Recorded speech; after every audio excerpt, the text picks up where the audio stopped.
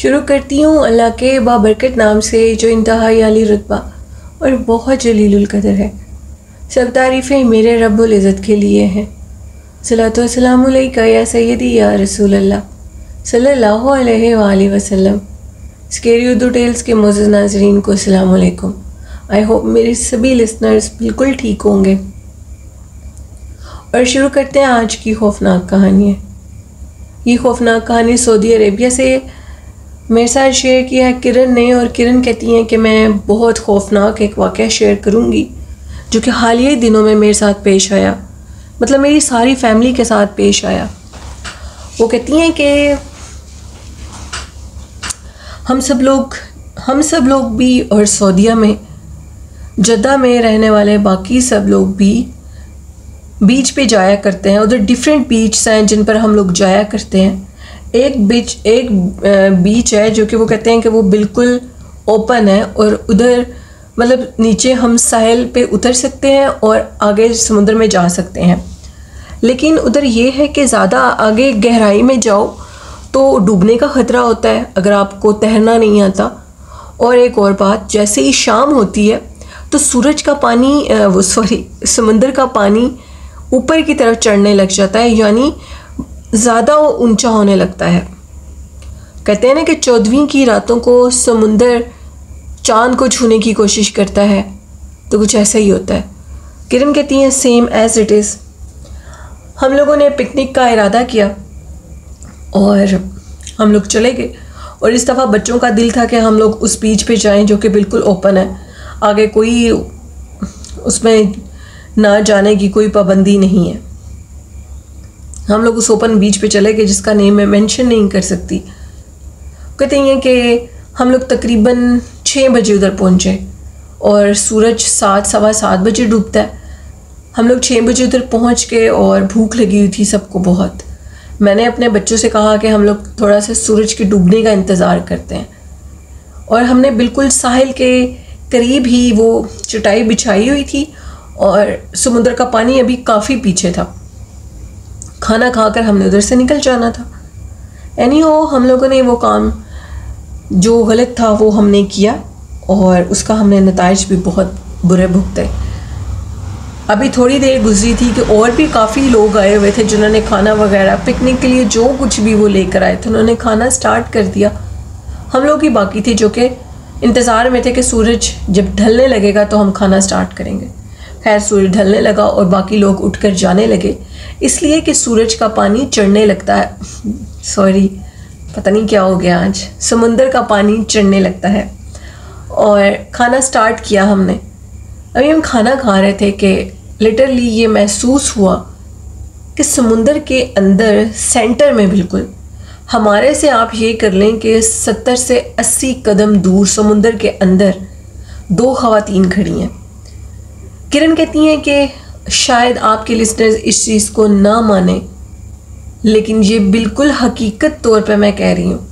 समुंदर के अंदर 80 से 90 कदम दूर बिल्कुल सेंटर में जहाँ पर ज़्यादा गहराई शुरू होने लगती है 2 ख़वातीन खड़ी थी। और खड़ी किस जगह पर थी? एक दरवाज़ा था, सेम इसी तरह जैसे कमरे के अंदर जाने का दरवाज़ा होता है। वो ख़वातीन उस दरवाज़े के इर्द गिर्द जो समुंदर के अंदर था चक्कर काट रही थी, और चक्कर इस तरीके से काट रही थी कि जैसे वो कुछ पढ़ रही हों। वो पढ़ रही हैं, और हमने ये मंज़र देखा। उस टाइम होश नहीं थी, ऊपर चढ़ के जाने का सीढ़ियाँ थीं, बीच से ऊपर जाने की सीढ़ियाँ थीं, और उस टाइम किसी को कुछ हमें होश नहीं थी कि हम लोग अपना सामान उठाएं या उधर जो कुछ भी पड़ा हुआ है। एनीहाउ एक और बात, उस बीच के ऊपर एक मस्जिद भी है और उधर अजान भी शुरू हो गई। मैंने बच्चों को कहा कि बिल्कुल आराम से जाओ, मेरी 3 बेटियां और 1 बेटा है, और मैंने उनको, हम दोनों मियाँ बीवी ने उनको आगे सीढ़ियों की तरफ किया और उनको पहले ऊपर चढ़ाने की कोशिश की, खुद हम पीछे थे। अब ये महसूस हो रहा था कि उस टाइम पर कोई चीज़ सूरज डूब चुका है, और उस टाइम कोई और मखलूक है जो कि इस तरह फील हो रहा था कि वो औरतें जादू कर रही हैं। उनके पाँव बिल्कुल समुंदर के ऊपर ठीक इसी तरह थे जिस तरह हम ज़मीन के ऊपर चलते हैं, ये सारा मंजर इतना वहशतनाक और खौफनाक था कि बयान नहीं कर सकते।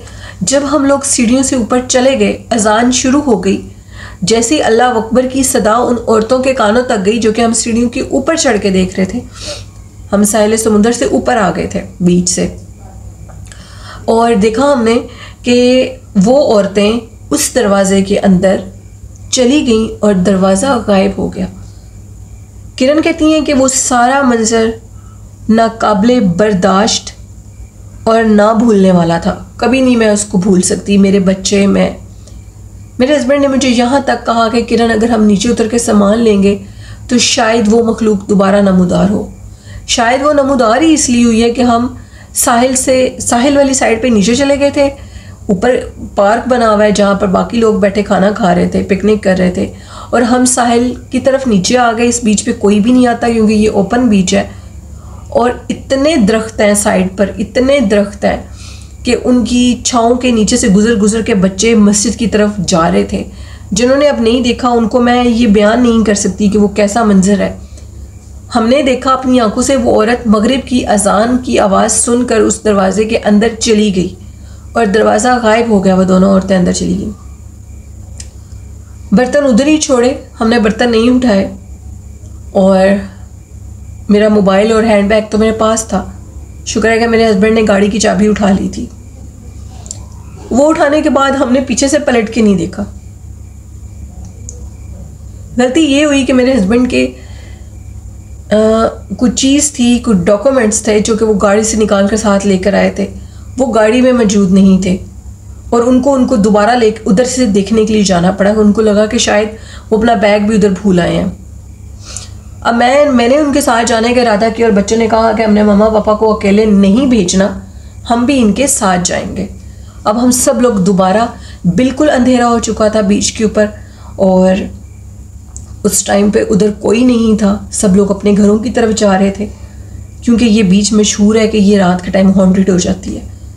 हम लोग अब इकट्ठे होकर सारे मोबाइल की टॉर्च हमने ऑन की तो हमने देखा, तो सबसे बड़ी बात जो हमने देखी वो ये थी कि वहाँ पर बर्तन और चटाई नाम की कोई चीज़ नहीं थी, क्योंकि समुंदर का पानी अब चढ़ चुका था, लेकिन साहिल के ऊपर अभी नहीं आया था। पत्थर सारे डूब गए थे अंदर, जो समुंदर से पहले नज़र आ रहे थे बाहर की तरफ। लेकिन जिस जगह पे हम बैठे थे वहाँ पे पानी नहीं था, बिल्कुल भी पानी नहीं था। वो जगह भी खुश्क थी।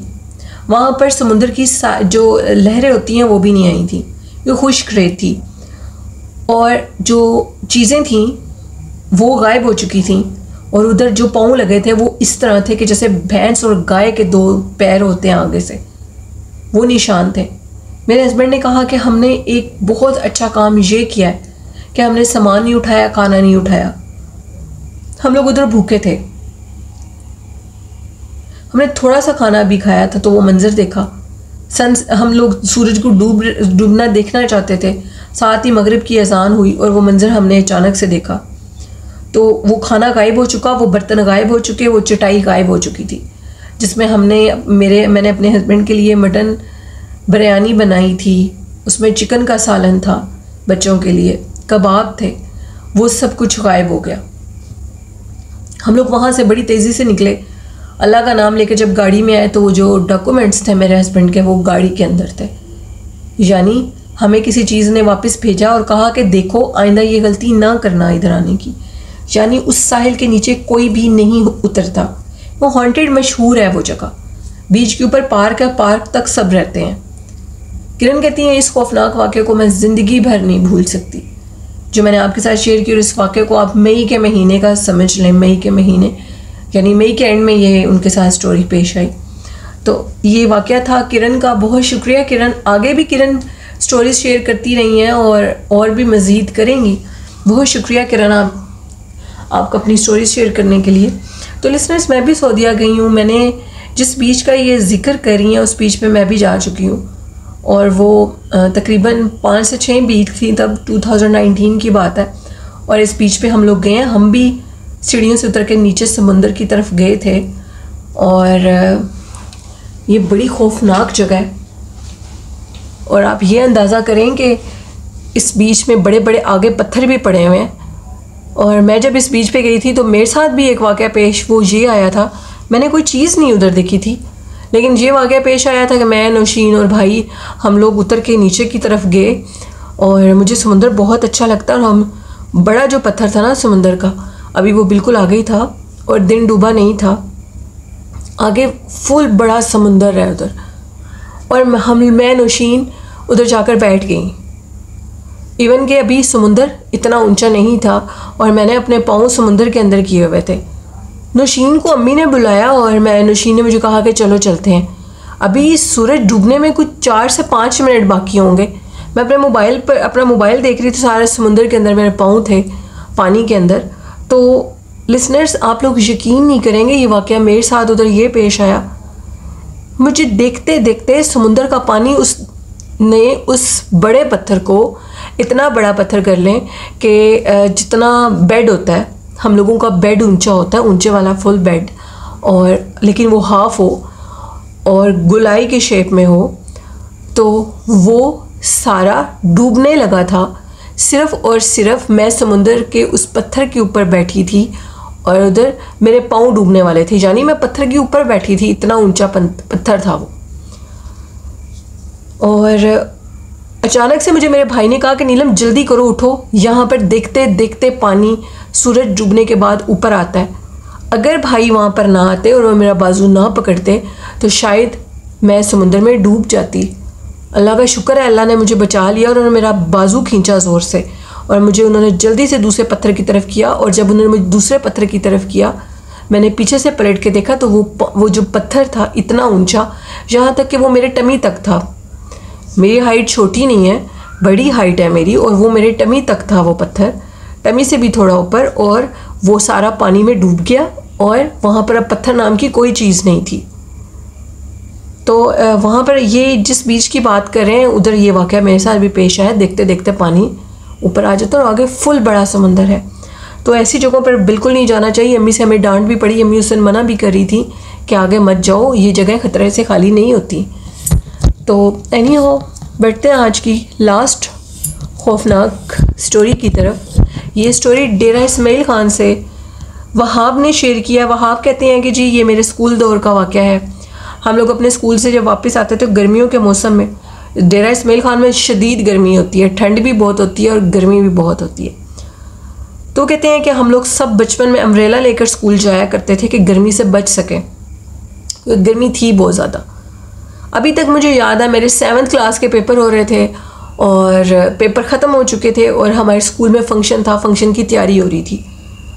तो मैं अम्ब्रेला लेकर जाता था और उसके बाद मैं अम्ब्रेला पे ही हाथ में मैंने पकड़ा होता था।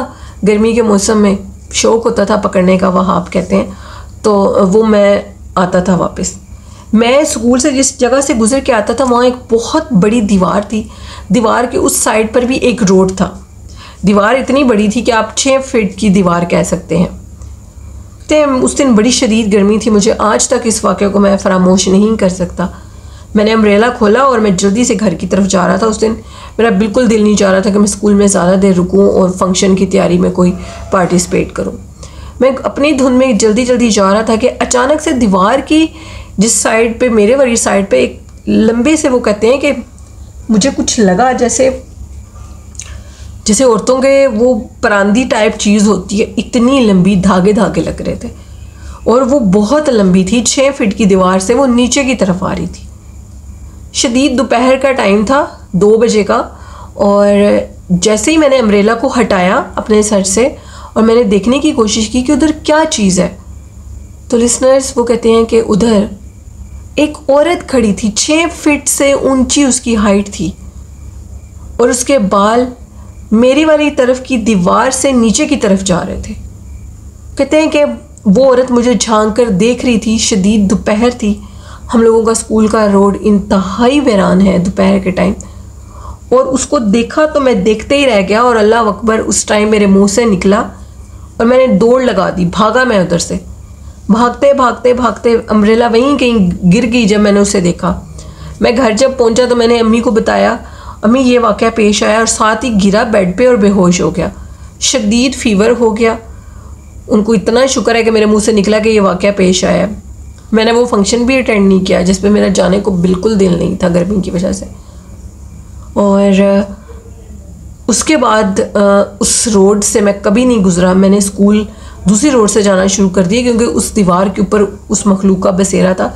बहुत से लोगों ने उसको देखा था, उसकी मौजूदगी का पहले भी बातें होती थी, लेकिन मैं छोटा था, मुझे पता नहीं था। जब मुझे फ़ीवर हुआ 1 हफ़्ता मैं बीमार रहा और उसके बाद मैं बहुत वीक हो गया। मुझे डर लगने लगता था, बाल देखता था अम्मी के और बहन के तो चीखें मारने लगता था, खौफ ज़्यादा हो जाता था कि कहीं ये वो बाल ना हो।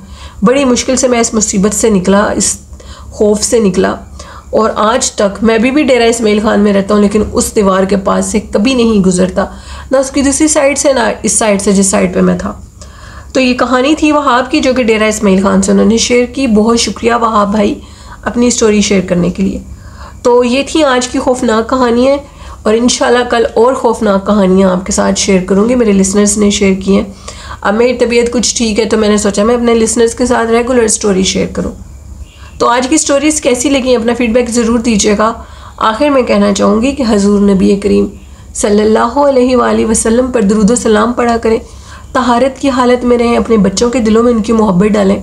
अगर आप बच्चों को बिल्कुल हदीस की रोशनी में, कुरान पाक की रोशनी में उनकी तरबियत करेंगे तो आपको किसी चीज़ की ज़रूरत बाकी नहीं रहेगी।